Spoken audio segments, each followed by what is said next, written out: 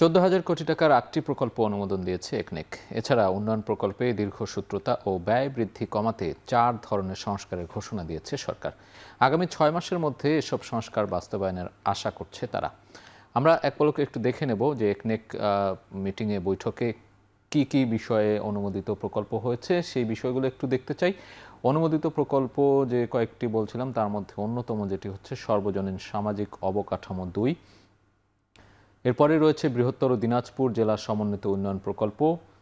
এর পরের ধাপে রয়েছে দুর্যোগ আশ্রয় কেন্দ্র নির্মাণ, পল্লী সড়ক রক্ষণাবেক্ষণ ও কর্মসংস্থান প্রকল্প, ঢাকা আশুলিয়া এলিভেটেড এক্সপ্রেসওয়ে নির্মাণ প্রকল্প।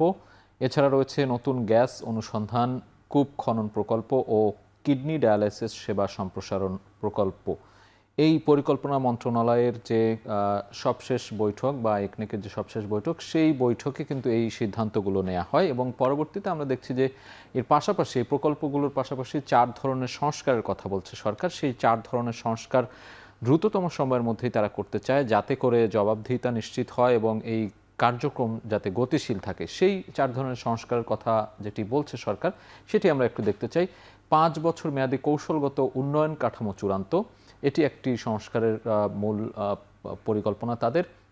এছাড়া রয়েছে প্রকল্প পর্যবেক্ষণের ড্যাশবোর্ড তৈরি, যেটি বলছিলাম যে প্রকল্প যাতে ধীরগতি না হয় কিংবা দ্রুততম সময়ের মধ্যে হয়, জবাবদিহি নিশ্চিত থাকে, সেগুলো মনিটরিং বা পর্যবেক্ষণ করার জন্যই কিন্তু একটি ড্যাশবোর্ড যে তৈরি, সেটি করতে চায় সরকার। এছাড়া বাস্তবায়ন প্রক্রিয়া বিলম্বের কারণ চিহ্নিত ও সমাধানের সুপারিশ। আমরা দেখে থাকি যে অনেক সময় এই প্রকল্প বাস্তবায়ন প্রক্রিয়ায় কিন্তু অনেক ধরনের অসঙ্গতি থেকে থাকে, নানান ধরনের যে বিলম্ব হয় বিভিন্ন কারণে, সেই বিলম্বের কারণগুলো চিহ্নিত করার জন্যই কিন্তু সরকার একটু উদ্যোগ নিয়েছে এবং সেখানে সমাধানের যে সুপারিশ, সেই সমাধানের সুপারিশগুলো সরকারের পক্ষ থেকে মনিটরিং বা পর্যবেক্ষণ করা হবে। এটিও এক ধরনের সংস্কার তারা বলছে।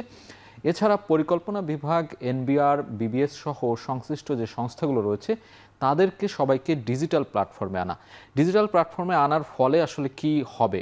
ডিজিটাল প্ল্যাটফর্মে আনার ফলেই এই যে সমন্বিত উদ্যোগ যে বিভাগগুলো রয়েছে, পরিকল্পনা বিভাগ, এনবিআর সহ বিবিএস বা বাংলাদেশ পরিসংখ্যান ব্যুরো, তাদেরকে এক প্ল্যাটফর্মে, ডিজিটাল প্ল্যাটফর্মে আনার ফলে কিন্তু কাজ সহজীকরণ হবে এবং দ্রুততম সময়ের মধ্যে হবে, এটি সরকার মনে করছে। এবং সেই কারণেই এই যে 4 ধরনের সংস্কারের কথা বলছে তারা, যে একনেকের যে প্রকল্পগুলো বাস্তবায়ন করা হবে, সেই প্রকল্প বাস্তবায়নের ক্ষেত্রে এই 4 ধরনের সংস্কার কার্যকরী ভূমিকা রাখবে বলে ধারণা করা হচ্ছে।